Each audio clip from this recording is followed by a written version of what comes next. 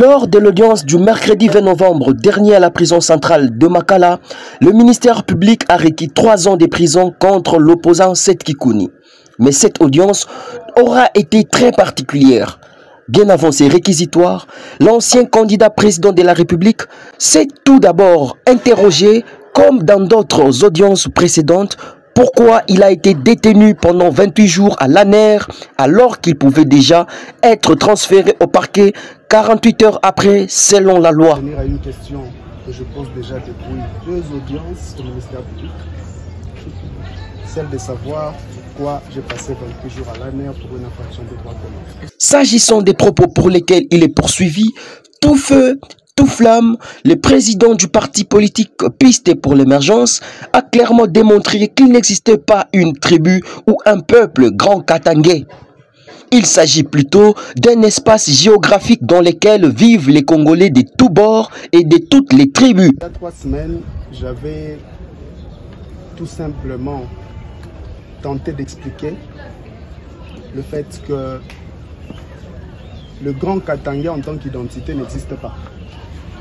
Parce que l'existence d'une identité est un concept sociologique, souvent accompagné d'une approche subjective, mais le statut d'une identité est une question juridique. Donc quand on parle de Grand Katanga, on parle en réalité de tout le peuple congolais qui habite le Grand Katanga, l'espace Grand Katanga.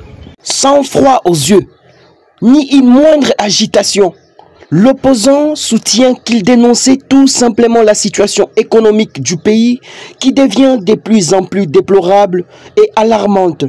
Car ceux qui ont été élus ne concrétisent toujours pas leurs promesses faites pendant la campagne et ne changent pas la situation du pays. Selon Kikouni, ceci constituerait même une insulte contre le peuple. Et pour nous, les insultes, c'est le fait que nous vivons dans un pays où la situation économique se dégrade au quotidien.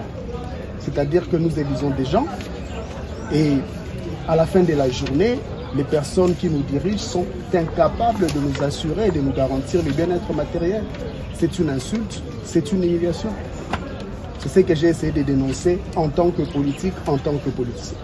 Coincé, sans des éléments pour prouver à quel niveau les propos de Seth Kikouni ont violé la loi, le ministère public voulait maintenant savoir si l'opposant avait reçu l'autorisation de l'autorité locale pour la conférence à laquelle il a pris part à Lubumbashi. Sans tergiverser, l'opposant a déclaré qu'il ne lui appartenait pas de demander l'autorisation pour une activité à laquelle il a été invité.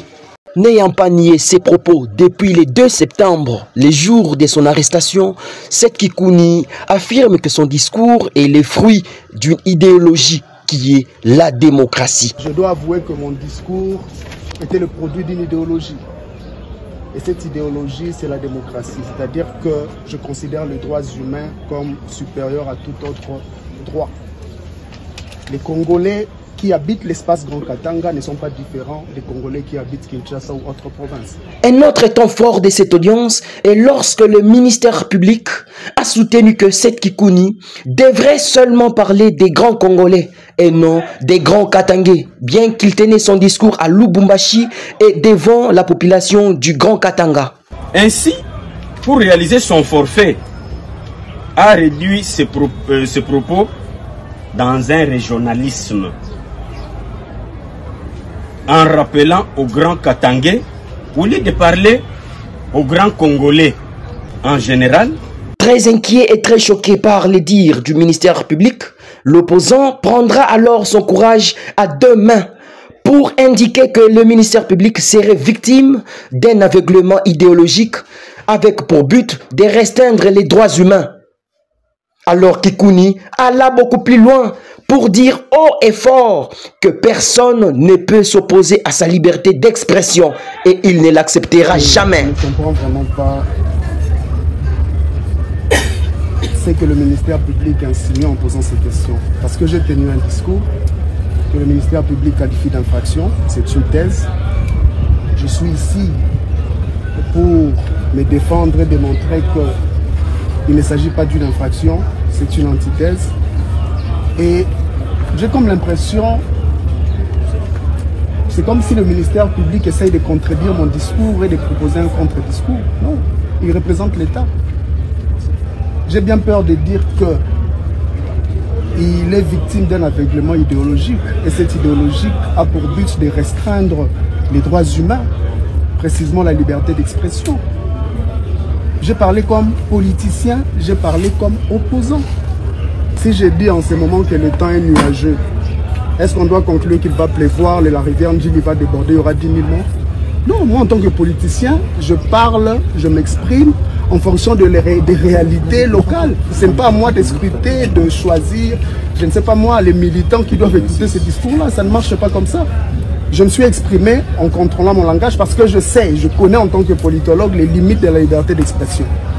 Je suis convaincu que personne ne peut s'opposer à la liberté d'expression de quiconque, aussi longtemps que cela n'incite pas au crime, à la violence ou ne contient une insulte. Je n'ai pas incité au crime, à la violence, je n'ai insulté personne. Et je ne peux pas permettre à ce que quelqu'un puisse s'opposer à ma liberté d'expression. Seth Kikouni regrette les attitudes du ministère public qui lui prête des intentions, alors que lui n'a pas appelé à la désobéissance civile. Par contre, il avait même demandé dans ses mêmes discours au peuple de ne pas laisser l'insécurité devenir la norme. En affirmant tout ceci dans son discours, qu'est-ce qu'il voulait insinuer ou bien inciter dans les tests de Katangé? Nous avons dit. Nous sommes dans le pénal, pourquoi on parle des intentions, pourquoi on parle des dessins, pourquoi on parle des éventualités? On cherche à établir la relation étroite entre mon discours valide et la loi valide. Qu'est-ce que la loi dit par rapport à ça? Et puis la référence à laquelle le ministère public fait allusion est incomplète. Et comme tout ce qui est incomplet, c'est faux. Elle s'amasque beaucoup de choses. Parce que même si l'intention était de créer des troubles, j'ai dit plus tard dans ce discours-là aux Congolais qui étaient là, ne laissez pas l'arbitraire, l'insécurité, la prédation devenir la norme ici. Comment vont-ils concilier le fait que je fais appel à ces peuples-là de ne pas laisser l'insécurité devenir la norme et l'appel à la désobéissance civile ou je ne sais pas moi au trouble? Parlant des faux bruits, le ministère public reproche à l'opérateur politique d'avoir vanté les richesses du Grand Katanga pendant son discours à Lubumbashi, surtout d'avoir dit que les Grands Katanga contribuaient à 80% du budget national et que les Congolais affamés et le militaire offrant dépendent et prient pour l'abondance du Grand Katanga. Face à cette préoccupation du ministère public, Seth Kikouni a rappelé avoir tenu un tel discours quelques mois peu avant à Mbandaka, où il avait également vanté les richesses du Grand Équateur. Le même discours dans la province de l'Équateur. J'ai rappelé au peuple congolais vivant dans le Grand Équateur qu'ils étaient un peuple spécial, parce que non seulement ils étaient le gardien de la grande forêt équatoriale qui est aujourd'hui non seulement le poumon de la République démocratique du Congo, mais aussi le poumon du monde, mais aussi le Grand Équateur était le plus grand producteur de poissons fumés que nous mangeons dans toute la République. J'ai aussi expliqué le fait que sur le plan historique, le Grand Équateur s'est toujours tenu prêt à donner à la République démocratique du Congo le meilleur de lui-même. Mais entre le discours du Grand Équateur et le discours à Lubumbashi, j'ai fait presque 23 provinces sur 26 pendant la campagne, en tant que candidat président et allié d'un autre candidat président. Et dans toutes ces provinces, nous avons aussi eu à tenir des discours. Avant les élections, on demandait à ces électeurs de ne pas voter pour les présidents en place, parce qu'il s'agissait d'une campagne. Et nous avons évoqué les mêmes raisons, le taux de dollar, l'insécurité et tous les problèmes que nous connaissons dans le pays. Et après les élections, comme je l'ai expliqué la fois passée, la dynamique était celle de la création d'un cadre de concertation des forces politiques et sociales. Et je me suis rendu à Lubumbashi comme président de la délégation de ce cadre de concertation. C'était notre première sortie en province, parce que le but était de rencontrer le président de la CENCO, nouvellement élu, qui a choisi de nous recevoir à Lubumbashi parce qu'il avait connu un cas de deuil dans son archidiocèse. Dans son dernier mot, le président du parti politique Piste pour l'émergence et 2 fois candidat président de la République, Seth Kikouni a plaidé pour son acquittement. S'il y a quelque chose que j'aime sur la justice, ce sont ces symboles représentés par Artémis, cette déesse de la mythologie grecque, qui tient dans sa main gauche une balance pour peser les arguments. Je crois que les arguments ont été pesés dans ce tribunal. Qui tient dans sa main droite une épée pour rendre des décisions justes et tranchantes. J'insiste ici sur le mot « juste ». Et le symbole le plus important, c'est les mots, selon moi, c'est le bandeau qu'elle porte sur ses yeux. La justice ne doit pas voir. La justice ne peut pas voir. C'est ce qui représente aussi son impartialité. Les conseils ont dit tantôt que ce procès était politique. Je le pense aussi.